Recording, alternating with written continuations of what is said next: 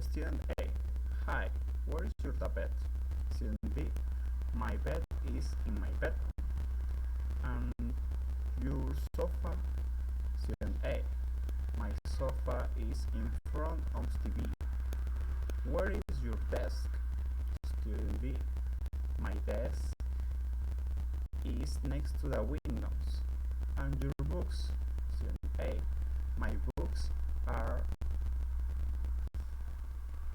on the desk. Where is your chair? Student B. My chair is behind the desk. Student A is thanks. I was nice talking to you. Bye. Student B. Bye. Thank you. See you later.